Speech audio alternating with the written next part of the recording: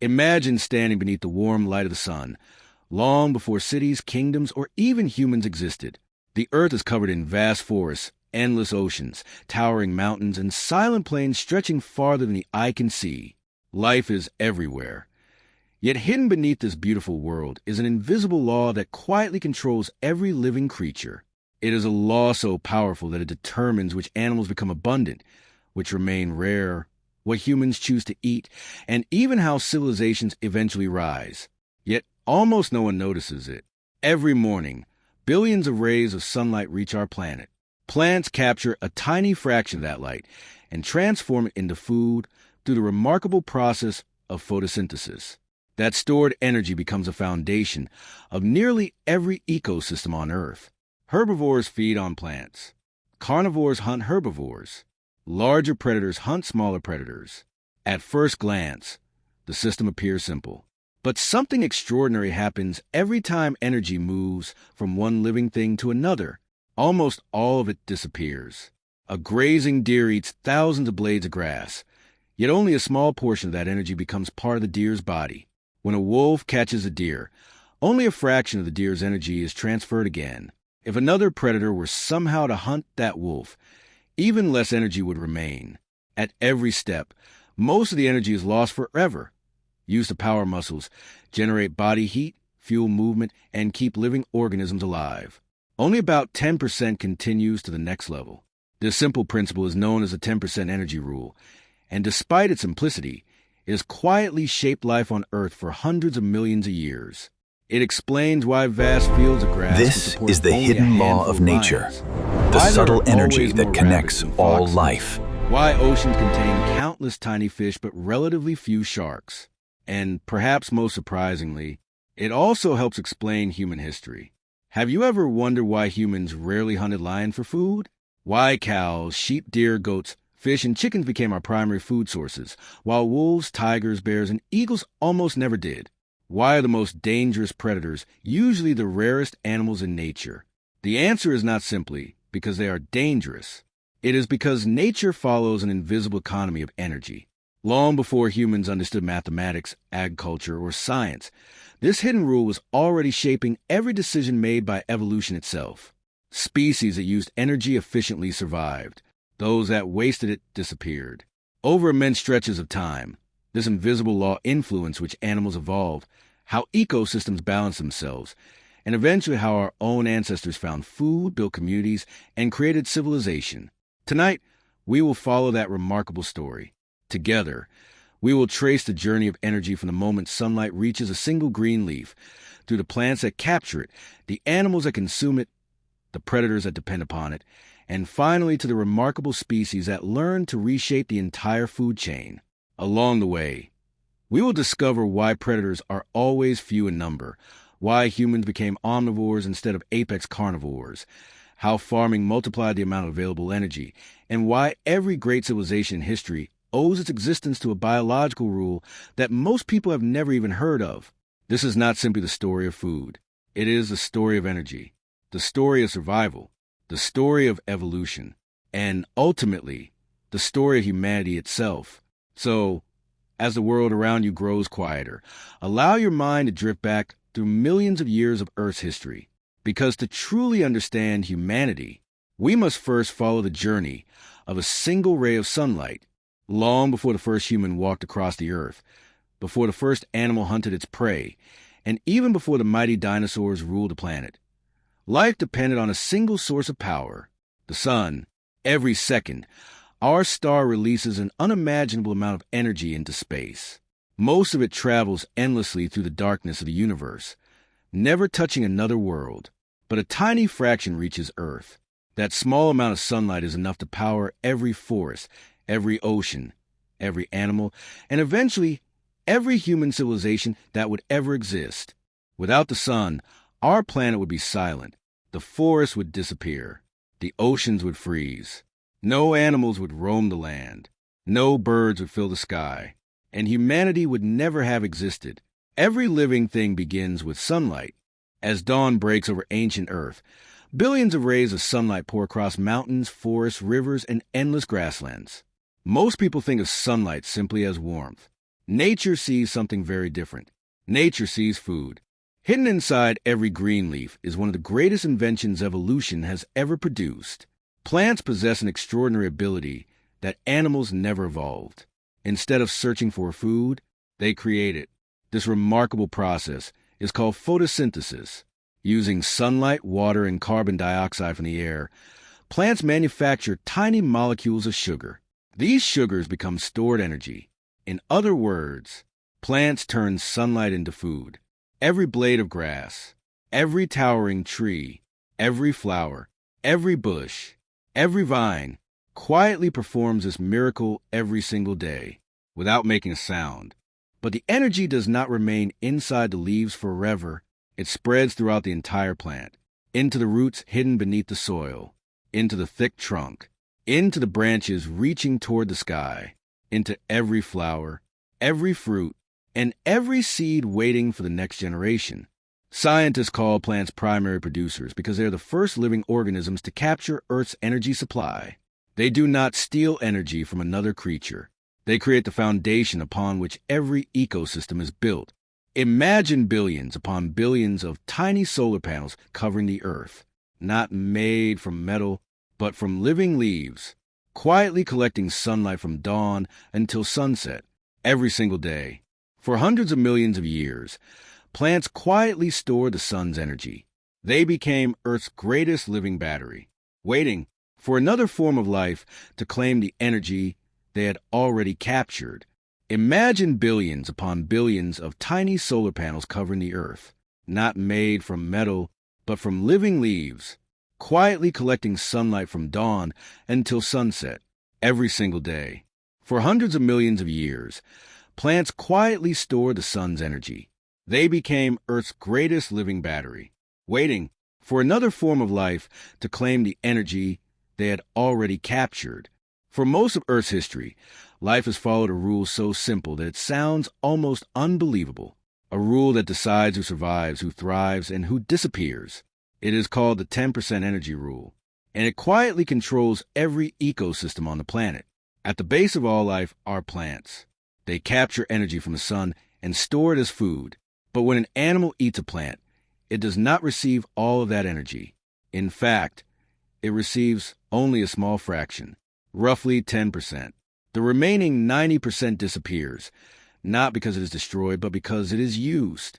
Used for movement, for breathing, for body heat, and for survival itself. This means energy becomes weaker every time it moves from one level of life to another.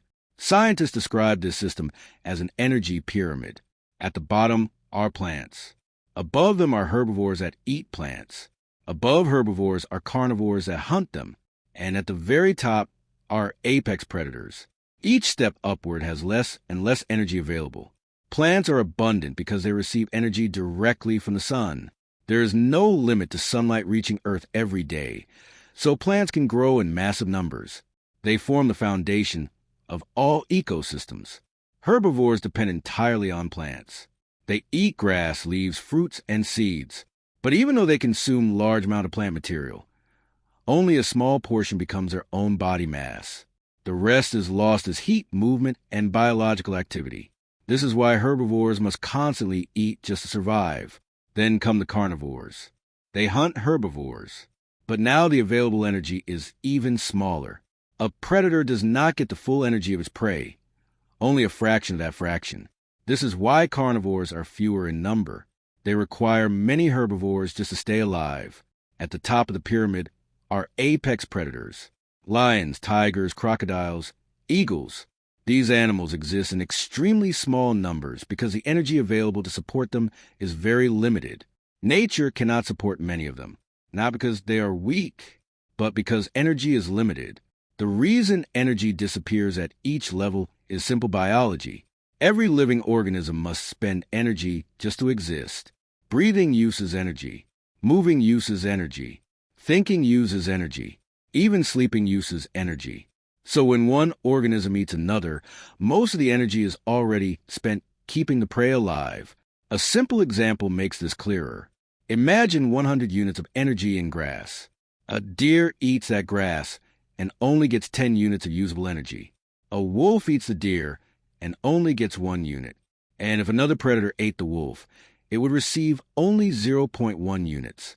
At each step, energy shrinks dramatically. This is why food chains are always short.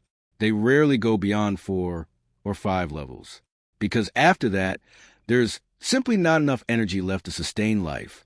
This rule creates balance in ecosystems. If there were too many predators, they would quickly run out of prey. If there were too many herbivores, plants would disappear. And if plants disappeared, all life would collapse. So nature automatically regulates population sizes. Apex predators are always rare because they sit at the top of this energy system. They need large territories. They need constant access to prey. And they need stable ecosystems to survive. Even a small change in energy availability can reduce their population. This is why lions are never seen in large groups, why tigers roam alone, why sharks patrol vast oceans individually. It is not a choice. It is an energy limitation. The 10% rule also explains why ecosystems are so fragile. A small change at the bottom of the pyramid can affect everything above it. If plants decrease, herbivores collapse. If herbivores collapse, predators disappear. Everything is connected through energy flow. This invisible system has been shaping life for hundreds of millions of years. Long before humans existed, it was already controlling survival on Earth. And every species, including ours, had to fit inside it. But humans are different. At some point in our history, we learned how to bend this rule. We discovered ways to access more energy than any other species. And that changed everything. Because once a species learns how to control energy instead of just consuming it, it no longer just survives. It dominates. For most of human history, survival was not about power. It was about energy. Early humans lived inside the same system that governs all life on Earth, the energy pyramid. And like every other species, they had to find a way to get enough energy to survive. The earliest humans were hunter-gatherers. They did not control food. They followed it. Every day was a search for energy hidden in nature. They gathered plants, fruits, roots, seeds, and leaves. And they hunted animals when they could. But hunting was not easy. Most animals were faster, stronger, or better adapted to escape. So early humans had to rely on intelligence instead of strength. They studied animal behavior. They tracked footprints. They remembered migration routes. They worked in groups. Most of the energy they consumed came from herbivores, not predators. Deer, antelope, wild cattle, fish. These were the main sources of calories. Because herbivores sit lower in the energy pyramid, they were more abundant and easier to access. But something important stands out. Early humans almost never hunted top predators like lions, leopards, or wolves. Not because they were sacred, not because they were untouchable, but because the energy equation did not make sense. A lion is dangerous. It can kill a human instantly. But even if a group of humans succeeded in killing a lion, the return in energy was low compared to the risk involved. The injury cost alone could be fatal. So evolution favored smarter choices. This is where a key idea emerges: energy versus risk. Nature does not reward bravery. It rewards survival efficiency. If a food source gives high risk and low energy gain, it is avoided. If it gives low risk and high energy gain, it is preferred. Early humans learned this balance very well. They focused on animals that provided enough energy for the least danger. They became selective hunters, not apex predators, but energy optimizers. One of the most important hunting strategies was persistence hunting. Instead of chasing animals in short bursts, humans would track them over extremely long distances. They use endurance, not speed. In hot climates, animals eventually overheated and became exhausted. Humans, with their ability to sweat and regulate temperature, had an advantage. This method was slow, but extremely efficient. It turned human stamina into a weapon, and it allowed them to access energy that stronger predators could not efficiently control. Gathering also played a major role. In many environments, plants provided more reliable calories than hunting. Fruits, nuts, roots, and tubers could be collected without risk. This made humans flexible feeders. This flexibility became one of our greatest strengths. While many predators specialized in one type of prey, humans adapted to whatever energy was available. We were not the fastest. We were not the strongest. But we were the most adaptable. Over time, this adaptability shaped human evolution. Brains grew larger. Social cooperation improved. Communication became more complex. Planning became essential for survival. Energy access directly influenced intelligence. Because to survive in unpredictable environments, humans needed memory, strategy, and coordination. Those who could think better survived longer. Those who could not disappeared.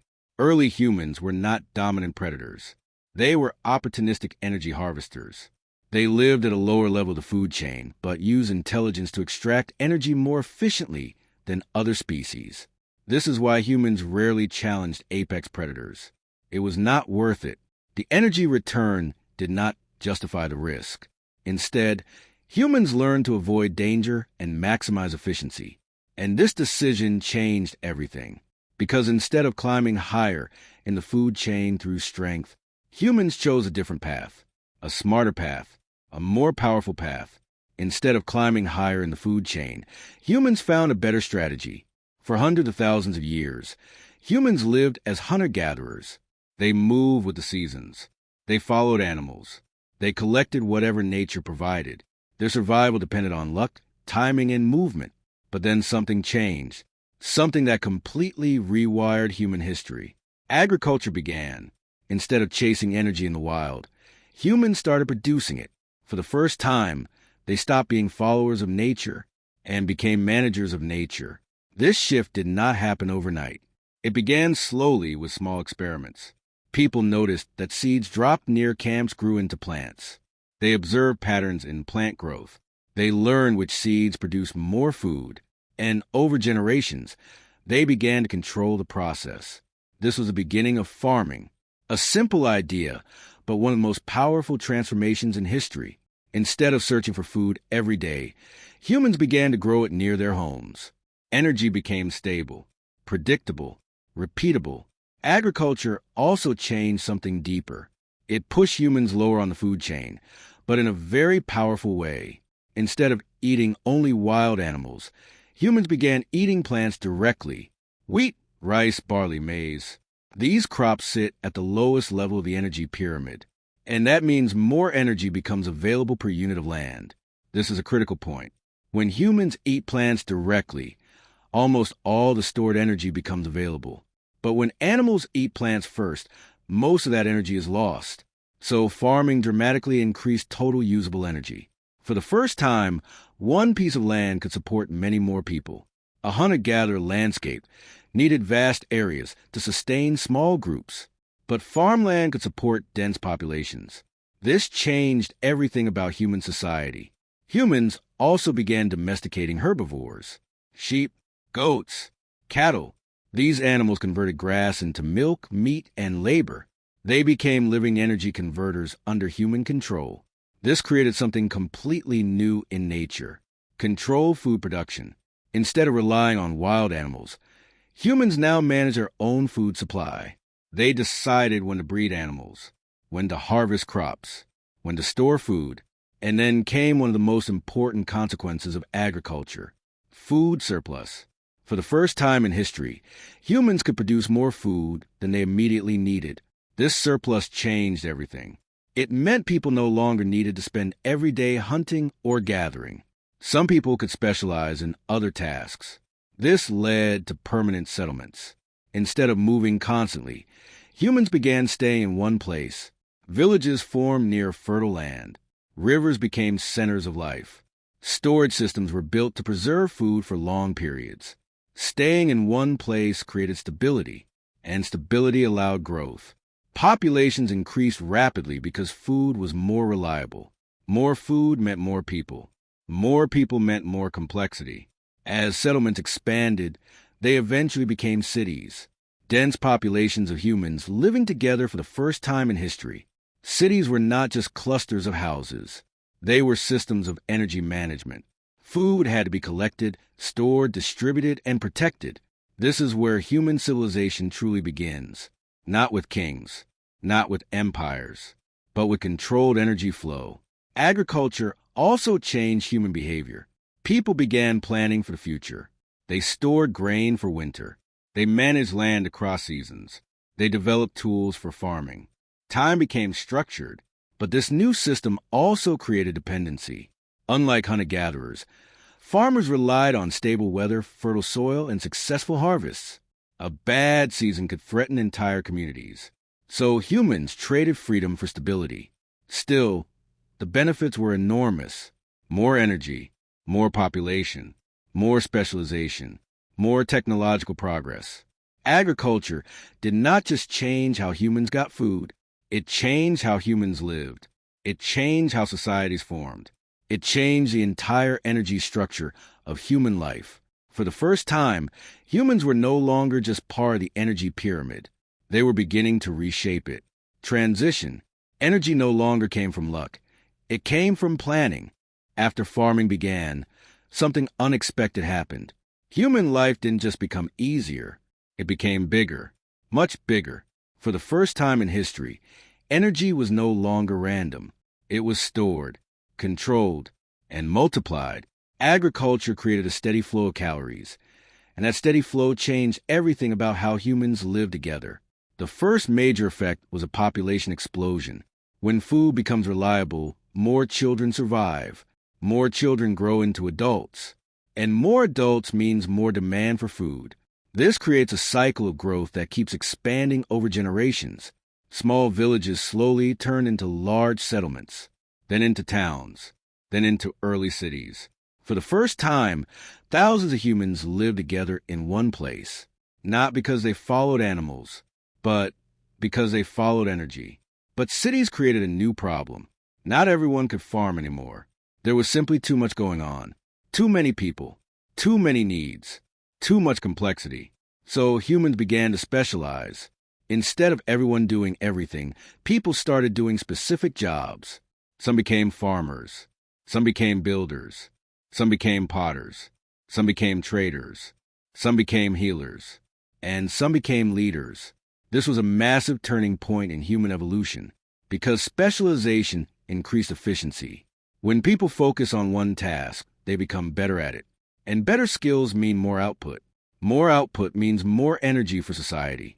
But specialization required coordination. If thousands of people are doing different jobs, someone must organize them. And this is where governments begin to appear. Early governments were not like modern states. They were simple systems of control. They managed food storage. They organized labor. They resolved conflicts. And they protected resources. At the same time, trade began to expand. No city could produce everything it needed. So humans exchanged goods across long distances. Stone, food, tools, metals, salt, ideas. Trade connected civilizations like never before. Energy was no longer local. It moved between regions, between cultures, between people. Then came one of the most important inventions in human history, writing. Writing was not just communication. It was energy memory. For the first time, humans could store information outside the human brain. Records of food supplies, trade agreements, laws, taxes, history. Writing allowed civilizations to scale beyond memory. Without it, cities would collapse under complexity. With it, societies could grow indefinitely. As cities grew, so did conflict. More people meant more competition. More resources meant more tension. So armies were formed.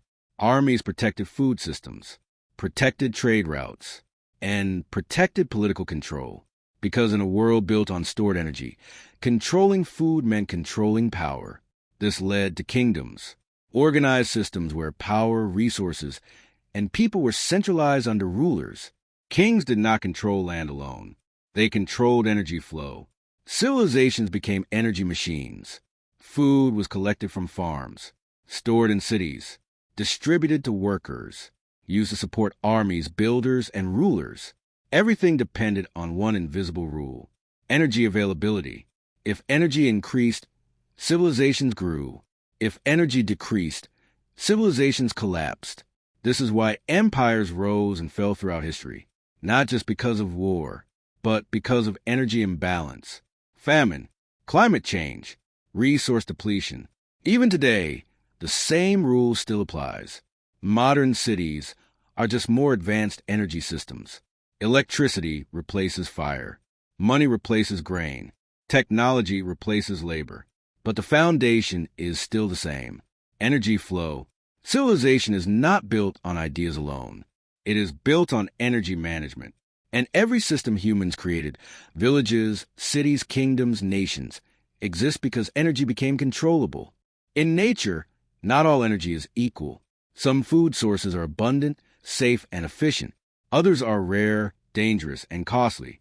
And this simple difference explains one of the most important patterns in human survival: why humans rarely eat predators. To understand this, we must return to the energy pyramid.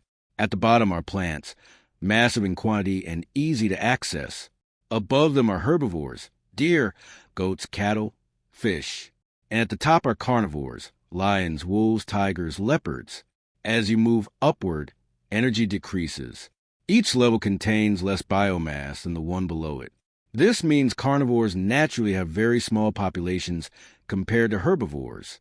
There are simply fewer of them. And fewer animals means less available food. But population is only part of the problem. Carnivores are also extremely dangerous to hunt. A lion or a tiger is not just prey. It is a predator designed for killing.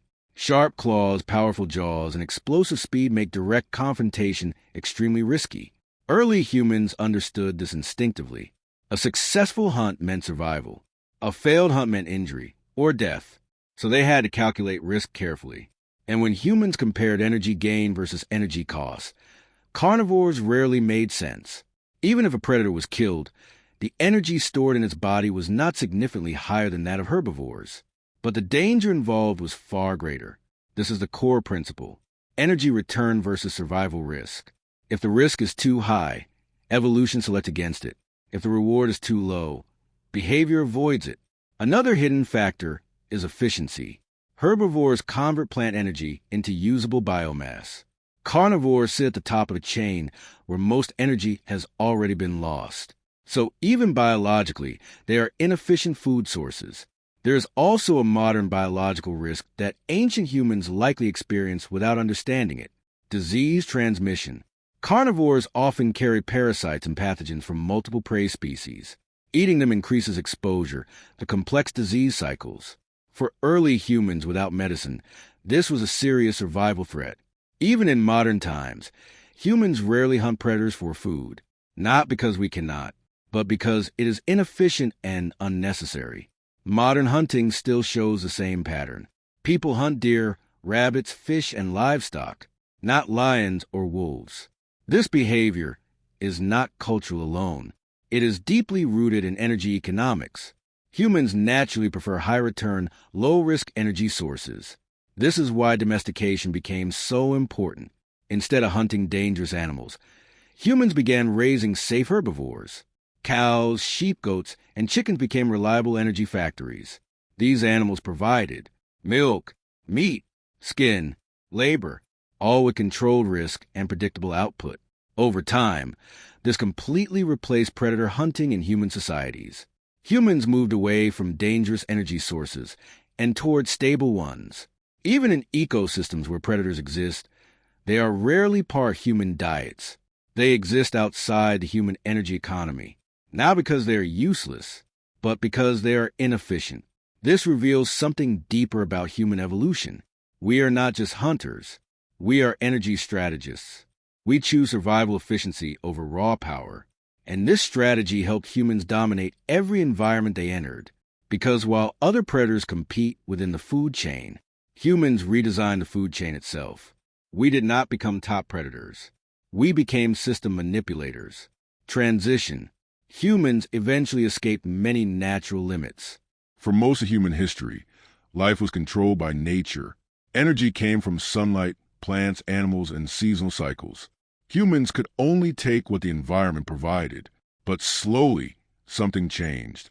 Humans stopped only using nature and started modifying it. The first major breakthrough was fire. Fire allowed humans to unlock energy that was previously inaccessible.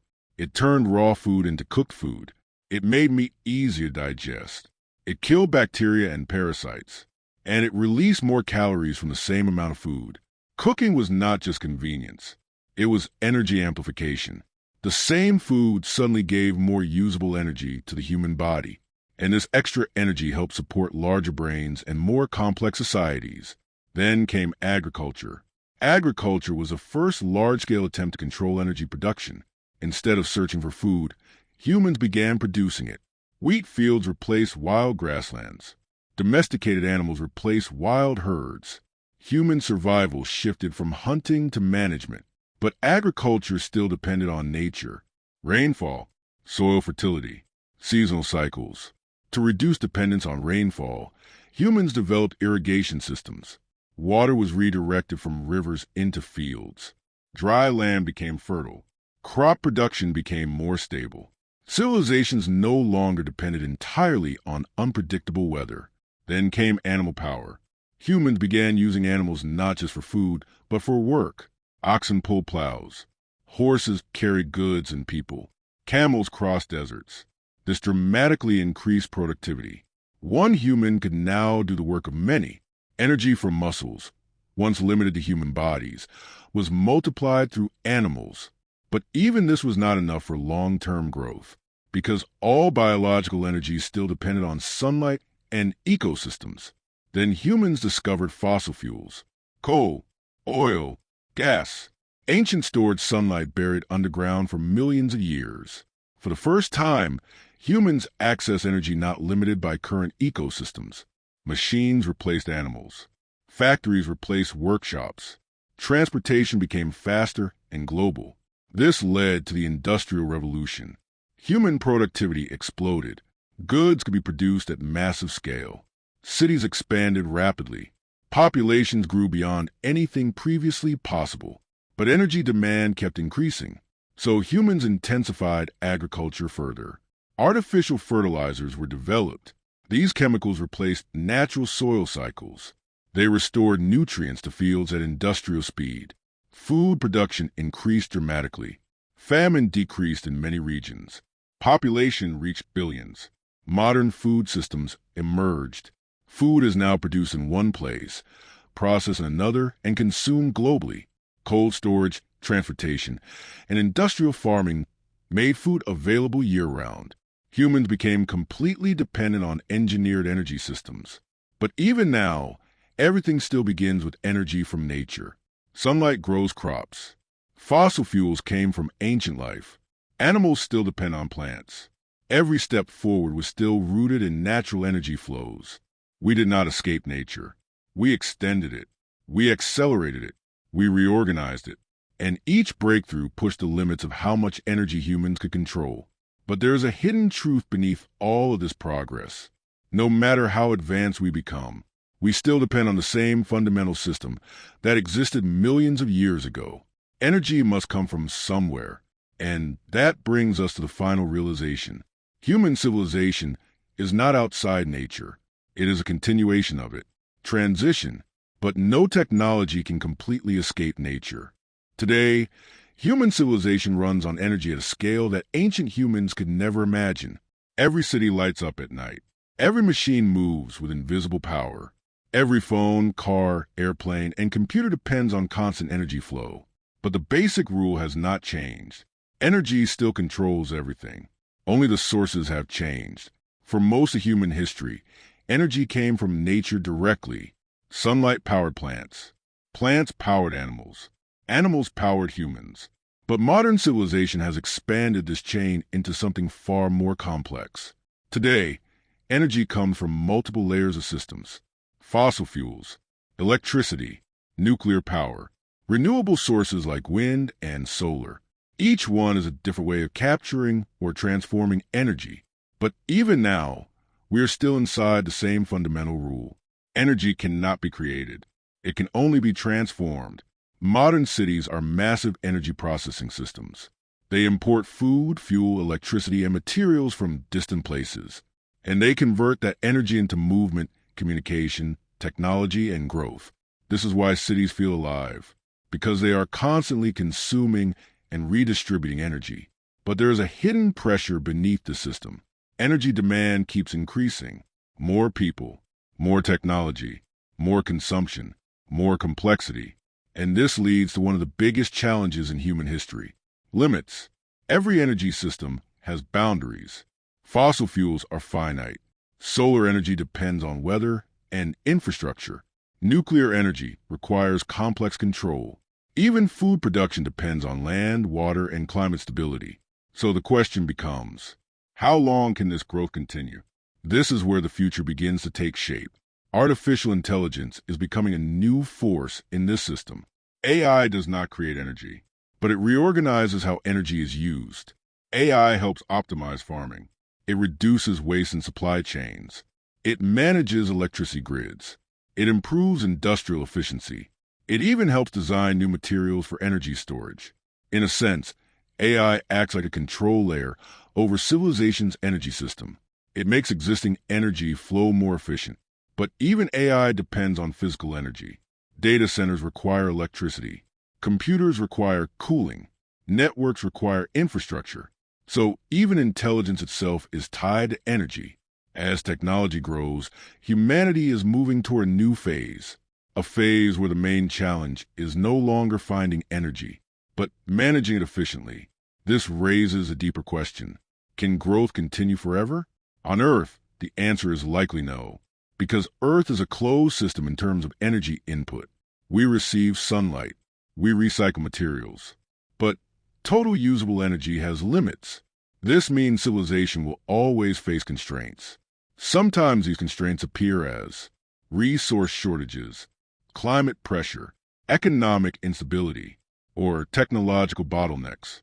History shows a repeating pattern. When energy is abundant, civilizations grow. When energy becomes limited, systems collapse or transform. But humans are unique in one way. We adapt. We shifted from hunting to farming, from farming to industry, from industry to digital systems. Each time, we found new ways to increase or reorganize energy flow. The future will likely follow the same pattern. New energy technologies, smarter distribution systems, more efficient global networks, possibly even space-based energy harvesting in the distant future. But no matter how advanced we become, we cannot escape the fundamental rule. Everything depends on energy. Life, civilization, technology, even intelligence. And this brings the story full circle. The same energy that began with sunlight billions of years ago still powers everything we do today. Final insight: we are not outside nature. We are advanced expressions of it. And every step forward in human history has been a step toward one goal: better control of energy. For most animals in nature, survival depends on strength, speed, claws, teeth, muscles. But humans took a completely different path. Instead of evolving stronger bodies, we evolved better minds. This shift changed everything about how energy flows through human life, because intelligence is not just thinking power, it is energy efficiency. A strong animal burns energy fighting, hunting, and surviving. A smart animal finds ways to reduce effort. And humans became the ultimate energy optimizers. The first major shortcut was tools. A stone tool is simple, but it multiplies human ability. A sharp rock replaces teeth. A spear replaces claws. A hammer replaces raw strength. With tools, humans could extract more energy from the same environment. Less effort, more return. Then came cooperation. No single human is strong enough to dominate nature, but groups are. By working together, humans could hunt larger animals, defend territory, and share food resources. Cooperation turned small energy gains into large collective success. Next came language. Language is one of the most powerful energy-saving tools ever evolved. Instead of learning through trial and error, humans could transfer knowledge instantly. Warnings, strategies, locations of food, danger signals. Language reduced energy waste by passing survival information across generations. Then came planning. Unlike most animals that react to the present moment, humans began predicting the future. They stored food for winter, tracked animal migration, planned hunts, organized settlements. Planning reduced uncertainty. And reduced uncertainty means better energy control. As intelligence grew, technology followed. Technology is simply energy manipulation through tools and knowledge. Fire, weapons, agriculture, machines. Every invention reduced physical effort while increasing output. This led to a major shift in human evolution. Humans began replacing muscles with brains. Instead of lifting heavy loads, we built machines. Instead of running long distances, we created transport. Instead of brute force, we used systems. Energy that once came from the body now came from tools, systems, and machines. This is humanity's greatest adaptation. Not speed, not strength, but efficiency. In a world governed by the 10% energy rule, efficiency is everything. The more energy you save, the more you survive. The more you optimize, the more you thrive. And humans became masters of optimization. We learned to bend nature's rules without breaking them. But this shortcut also created a new responsibility. Because the more efficient we become, the more energy we consume as a species. And that leads directly into the final conclusion of this story. Transition. Our greatest adaptation wasn't strength. It was efficiency. When we step back and look at the entire journey of life on Earth, a clear pattern emerges. Everything is connected through energy. It begins with sunlight, billions of kilometers away. The sun releases energy that travels through space and reaches Earth. Plants capture that energy. They convert sunlight into food through photosynthesis. They form the foundation of all life. Herbivores consume plants. They store plant energy in their bodies. Predators consume herbivores. Energy moves upward, but most of it is lost at every step. This is the 10% energy rule. Then humans enter the system. We hunt, we gather, we adapt, but eventually, we learn to control energy instead of just consuming it. Through farming, we increase food supply. Through civilization, we organize energy flow. Through technology, we multiply energy use.